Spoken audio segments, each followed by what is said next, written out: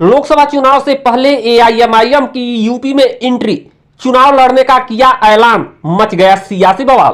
किसको होगा फायदा, किसको होगा नुकसान? जी हां, एक तरफ बीजेपी को टक्कर देने के लिए इंडिया गठबंधन तैयारी कर रही है। राज्यसभा चुनाव के दौरान क्रॉस वोटिंग भी हुई, तो उसके बाद समाजवादी पार्टी ने आजमगढ़ सीट को अपने कब्जे में लेने के लिए आजमगढ़ में सपा के लिए चुनौती बनने वाले बसपा नेता गुड्डू जमाली को समाजवादी पार्टी ज्वाइन कराकर बीएसपी में सेंध लगाने के साथ साथ बीजेपी को बड़ी चुनौती दिया है।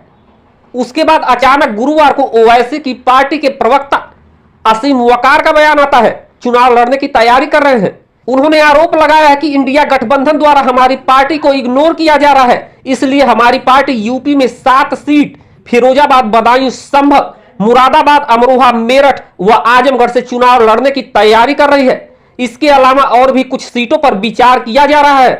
इंडिया गठबंधन के द्वारा जिस तरह लगातार एआईएमआईएम के साथ सौतेला व्यवहार किया जा रहा है और हमारे राष्ट्रीय अध्यक्ष जनाब असद ओवैसी साहब से जो नफरत की पराकाष्ठा इंडिया गठबंधन के द्वारा क्रॉस की जा रही है, हम अपने राष्ट्रीय अध्यक्ष से लगातार विचार विमर्श कर रहे हैं। हमारी 3 राउंड की वार्ता हो चुकी है। मजलिस इत्तेहादुल मुस्लिमीन फिरोजाबाद, बदायूं, संभल, मुरादाबाद, अमरोहा, मेरठ और आजमगढ़, हम अपने कैंडिडेट 2024 लोकसभा में इतनी सीटों को उतारने पर विचार कर रहे हैं। बाकी हमारी बातचीत चल रही है, आगे हो सकता हो इन सीटों में और भी इजाफा कुछ सीटों पे किया जाए।